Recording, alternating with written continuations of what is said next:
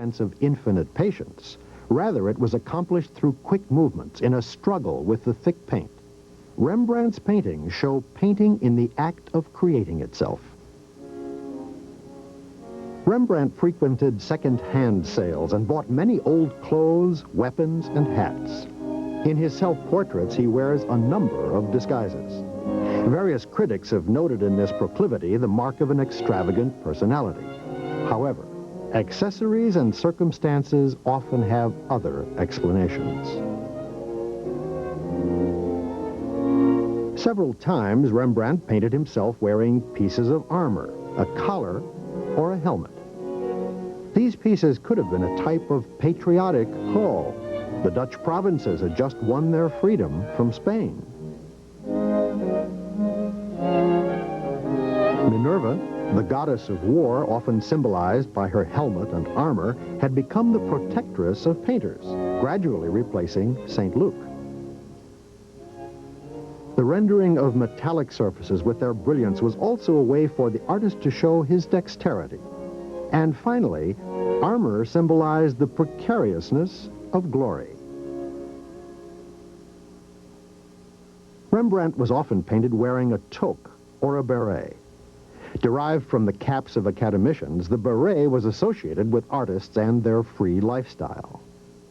One is worn in an engraving by Lucas van Leyden, a self-portrait that perhaps inspired Rembrandt. Metaphorically, the beret could symbolize artistic genius. The gold chain was compensation from an artist's patron. Titian received one from Charles V, Vasari from Pius V, Rubens from 3 patrons. Rembrandt painted himself wearing various gold chains, but it was pure fiction because he was never linked with any patron. The yellow metal, with its reflections, also was a test of artistic virtuosity, and gold is a discreet reminder of the vanity of wealth. Leaving Leiden, a quiet university town, for Amsterdam, a cosmopolitan capital, Rembrandt changed status. Following Rubens' example, who painted himself wearing a haughty bordered hat, Rembrandt did an engraving of himself as a bourgeois wearing a hat. As Raphael, Michelangelo, and Titian had done, for the first time, Rembrandt signed his work with only his first name.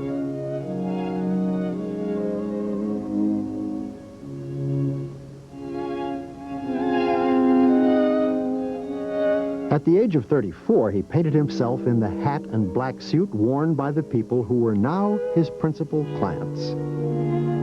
Although Rembrandt's contemporaries dressed somberly in black, they did sometimes love to disguise themselves. Several self-portraits show rich and colorful costumes that had been fashionable more than a century before.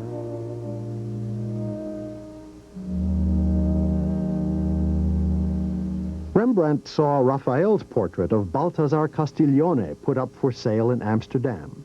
He even made a sketch of the painting. He undoubtedly also saw Titian's portrait of a man. The 2 paintings inspired him.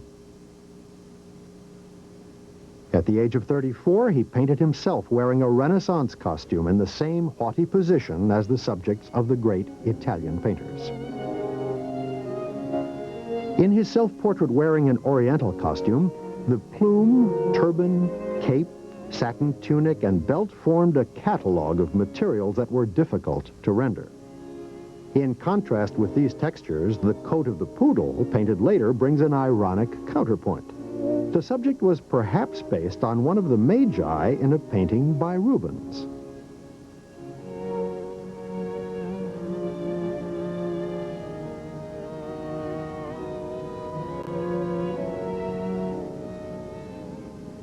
Rembrandt painted himself early in his career in his studio at Leiden, standing in front of a wooden panel placed on an easel. He would not come back to portraits of himself as an artist until 26 years later. Indeed, after 1652 in his painted self-portraits, Rembrandt most frequently depicted himself wearing a sort of smock with an open collar and tied at the waist by a belt. This was his work shirt. It is also apparent in a series of engravings that show Rembrandt drawing at his window. The painters of his time presented themselves to their advantage, very well dressed. However, Rembrandt showed himself at work without affectation. He often looks untidy, bizarrely dressed in shapeless turbans.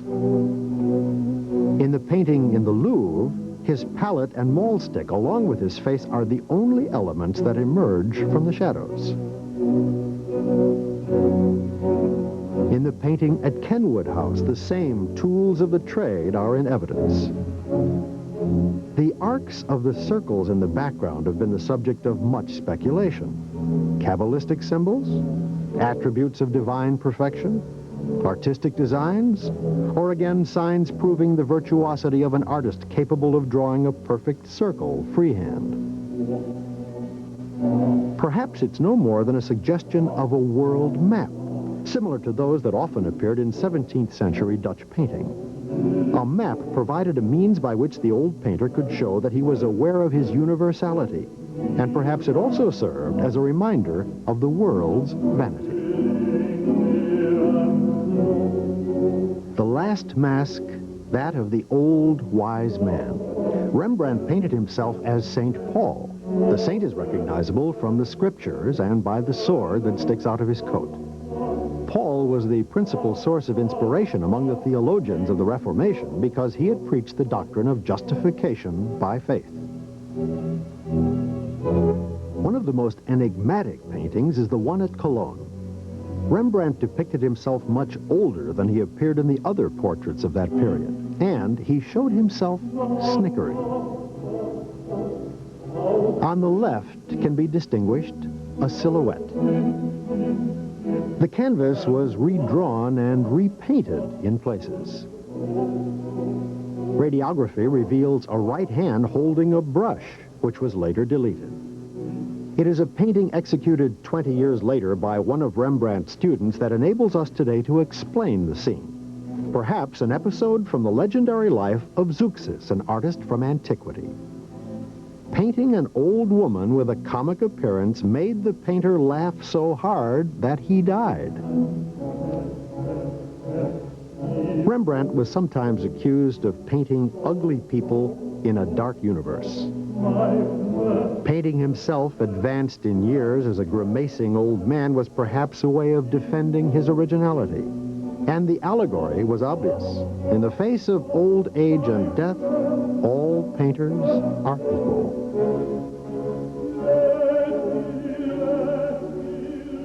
For Rembrandt, the contemplation of his own face was meditation on the illusion and vanity of the flesh. While still young, he had begun to use himself to experiment with the expression of emotions. The sequence of self-portraits shows the history of his face. Thin, frizzy hair, large nose, massive face, mouth open as if he had trouble breathing. Rembrandt knew himself bereft of grace. He observed the ravages of age, from disheveled youth to triumphant maturity, and from middle age to the decrepitude of old age. Work, sleepless nights, financial worries, family sorrows all draw bags under the eyes, etch wrinkles, and engrave lines in the face. These metaphors of present-day language are borrowed from the vocabulary of art. Time turns the human face into the work of the artist.